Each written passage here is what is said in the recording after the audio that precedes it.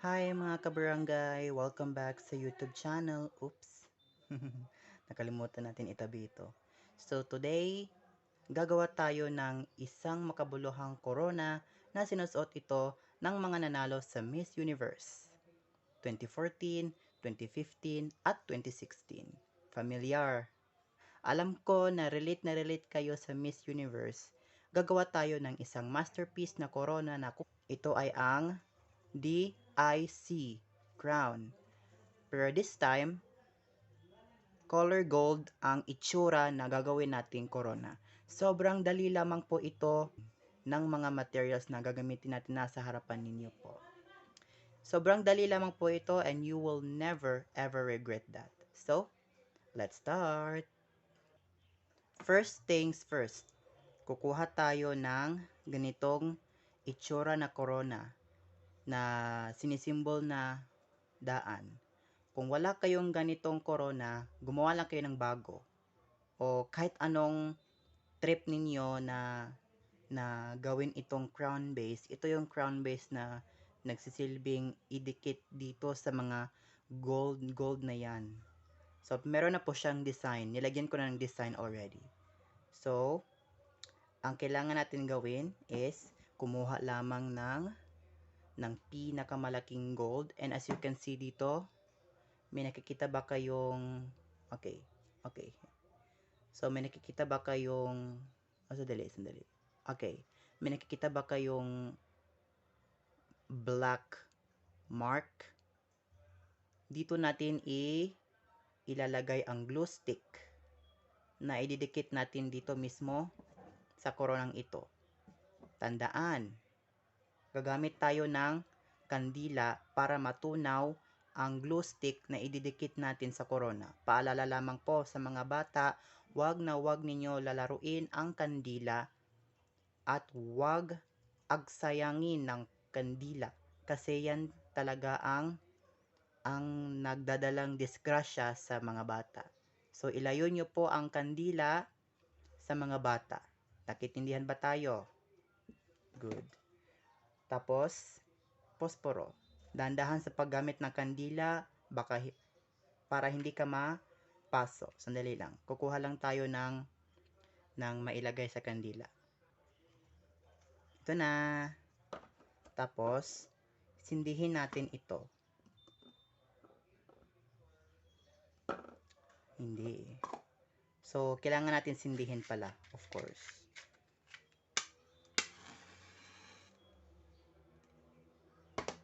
Tapos, patunawin natin nito.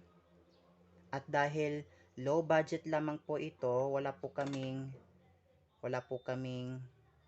materials na yung totoong materials. Pagpasensyahan nyo po muna ito. Low key lang ang gagawin nating corona, pero madali na siyang gawin. Kukuha lamang tayo ng glue stick. Ito, meron na akong ginamit na maliit na glue stick. So, gagamitin pa natin ito. Huwag nating sayangin, of course. Magamit pa yan, no? Duh. So, nakikita nyo ba yan? Tunawin natin siya at ilagay dito mismo sa baba ng marka na yan. At bilisan natin para hindi matunaw mabilis yung glue stick. Ayan, o di ba? O di ba? So we have to repeat the same process until na makabuo tayo ng corona. And i-design natin itong mga ito gamit ng ito. Paki-comment down below kung ano ang tawag nyo dito kasi hindi ko alam. So paalala naman po sa kandila ha, wag nyo po ito ibigay sa mga bata. Ilayo nyo po sa kanila para hindi sila mapaso at para hindi sila masaktan. Wag ninyo ilaro ang kandila sa mga bata dahil hindi ito laruan.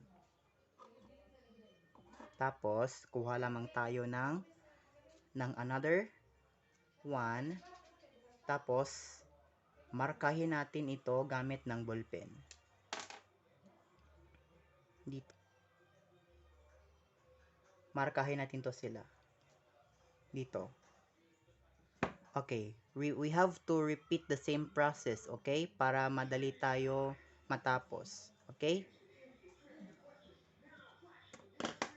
Idikit natin sila dito mismo.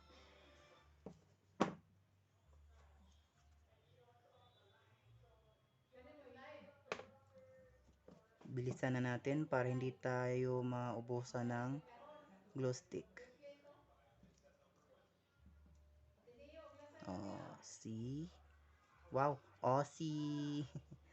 Shout out nga pala sa mga nanonood dyan sa YouTube, dyan sa inyong tahanan. Hello po sa inyo. O, diba? Dapat magpantay-pantay sila. Like I said, we have to repeat the same process.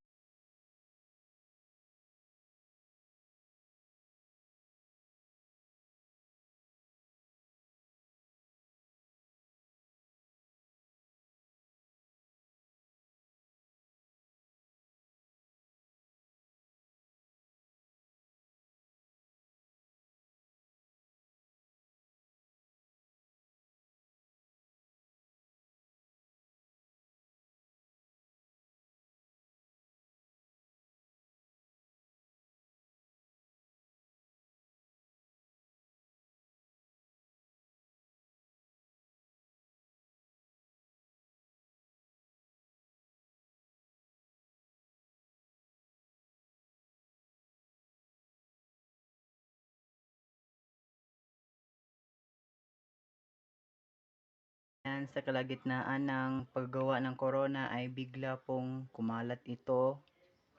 And siya nga pala, nasa na pala yung corona na ginawa natin? Daran! Ayan na po siya. Oh, see? Para siyang DIC crown talaga. Pero pagpasensyahan po muna itong messy na to ha. Medyo napakadumi po itong side na to. Tapos dito naman, malinis. Ay, may konting, may konting dumi po. Pero lilinisin ko po yan after that. So, ayan, nilagyan ko na po ng design itong nasa harapan ninyo. Yung ito. O, diba?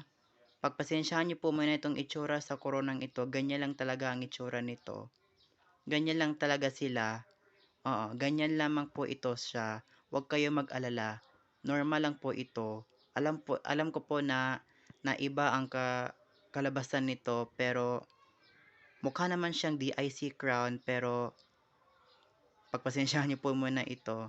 Kasi wala tayong budget ganun. So effort lang muna para ma-achieve natin yung goals. And of course, meron pa akong natitirang design nito, oh. Ilalagay ko muna dyan sa corona, oh. Sayang naman, oh, may papakinabangan tayo. Ayan, balik tayo sa ginagawa nating corona. Oh, huwag kayo mag-alala. Lagyan natin ng design. Okay? Mukhang hindi pa siya mukhang DIC crown, so lilinisin natin ito. Ganyan lang talaga yung simula ko sa paggagawa ng corona.